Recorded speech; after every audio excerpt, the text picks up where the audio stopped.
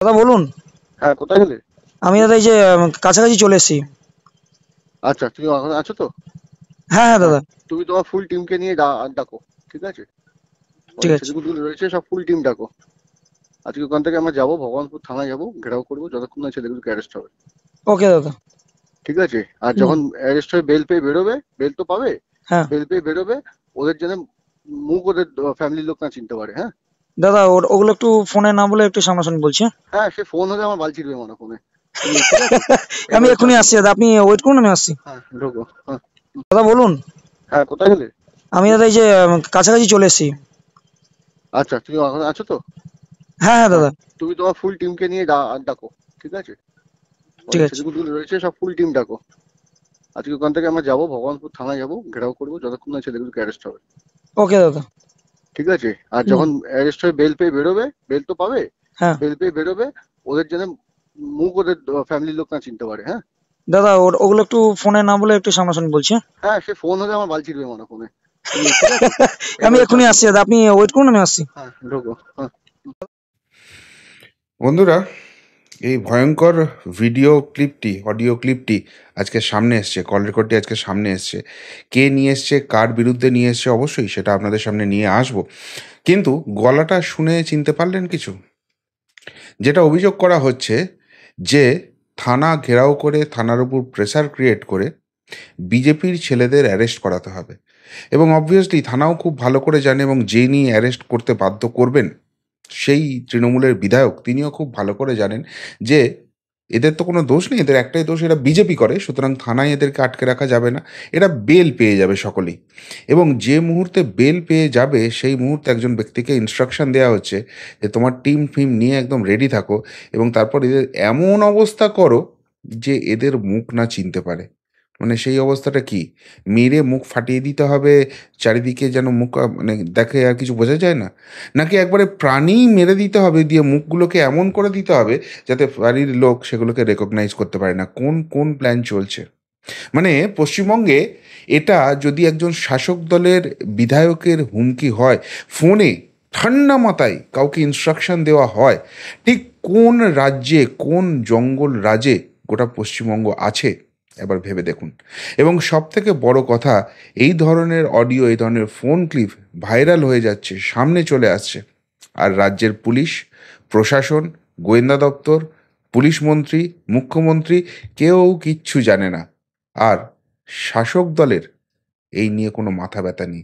হ্যাঁ, এই করেই যদি ভোটের পর ভোট জেতা যায়, এলাকা দখল রাখা যায়, যে যেমন গুন্ডামি মস্তানি করছে করুক না, দিনের শেষে আমাকে ভোটে শুধু জিতিয়ে দিলেই হলো, ব্যাস, বাকি সব কিছু লাইসেন্স আছে, এই মানসিকতা নিয়ে চলবে।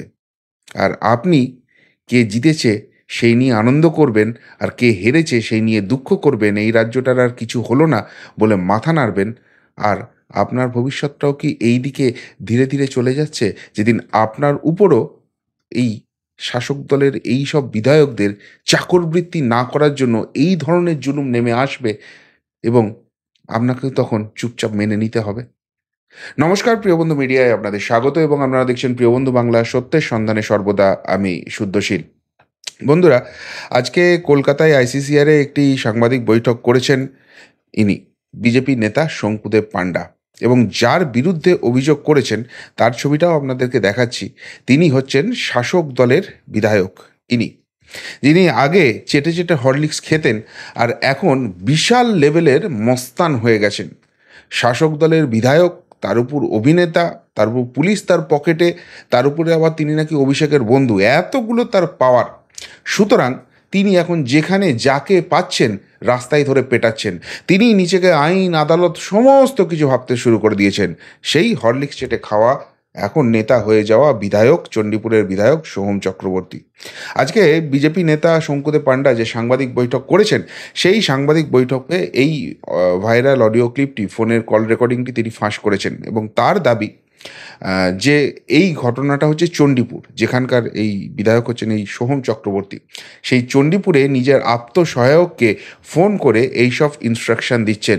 এবং সেই আত্মসহায়ক একসময় সেই ইনস্ট্রাকশনে কিছুটা চমকে গিয়ে বলছেন, দাদা এসব কথা হয়ে যাবে হয়তো, কিন্তু ফোনে আলোচনা করার দরকার নেই।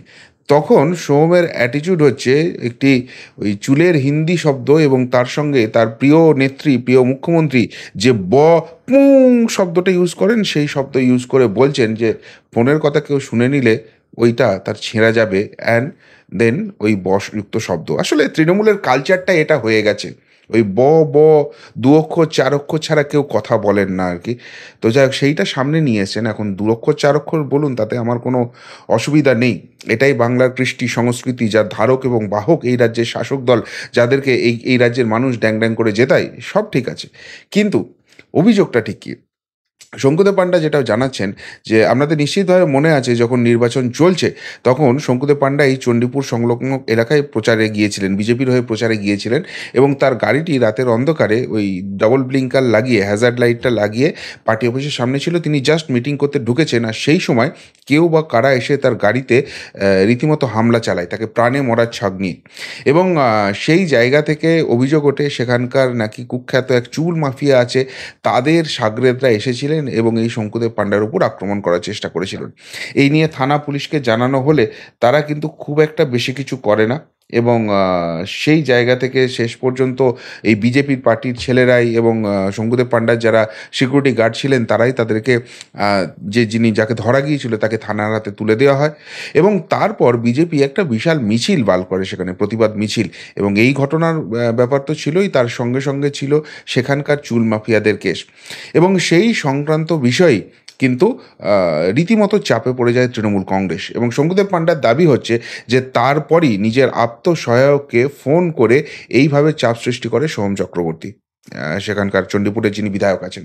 এখন দেখুন, এই অডিওর বা এই কল রেকর্ডিংয়ের সত্যতা আমাদের মতো ছোট সংস্থার পক্ষে যাচাই করা সম্ভব নয়। এটা যেহেতু শঙ্কুদেব পান্ডা বিজেপি নেতা, তিনি সামনে নিয়ে এসছেন, নিশ্চিতভাবে তিনি সমস্ত দায় এবং দায়িত্ব, তার কাছে সেই অথেন্টিসিটি আছে বলেই তিনি নিয়ে আসছেন।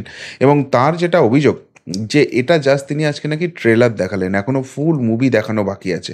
এবং যেটা ভয়ঙ্কর অভিযোগ সেটা হচ্ছে যে এই সোহম চক্রবর্তী এখানকার চণ্ডীপুরের যে চুল মাফিয়ারা রয়েছে, যারা বর্ডার পেরিয়ে এই চুলের মাফিয়াগিরি করে, সেই সংক্রান্ত ব্যাপারের সঙ্গে যুক্ত রয়েছেন। এবং মালয়েশিয়া বা এই ধরনের কোনো একটা দেশের কোনো এক চুল ব্যবসায়ী তার পুত্রকে অপহরণ করা, সেই ব্যাপারেও নাকি ইনি ইনভলভ রয়েছেন।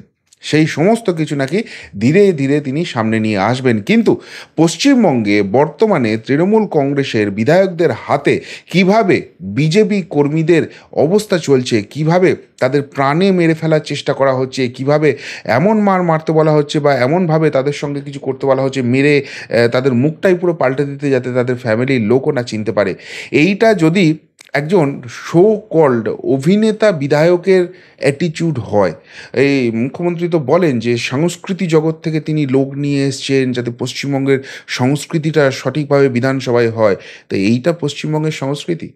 সোহম চক্রবর্তী, যিনি নিজেকে আইন কানুন সমস্ত কিছুর ঊর্ধ্বে মনে করছেন, যার উপর রাগ হচ্ছে পাটাপাট থাপ্পড় মেরে দিচ্ছেন, কিল চর ঘুষি লাথি যা খুশি বলে দিচ্ছেন, এবং মুখের ভাষা হচ্ছে ওই ব ড্যাশ শব্দ, এর বাইরে যিনি কথা বলেন না। এইটা হচ্ছে তৃণমূলের সংস্কৃতি, কৃষ্টি। আবারও বলছি, এই অডিও রেকর্ড সোহম চক্রবর্তীর কিনা আমার জানা নেই। শঙ্কুদেব পান্ডা বিজেপির নেতা অভিযোগ করছেন এটা বিজেপি বিধায়ক সোহম চক্রবর্তীর।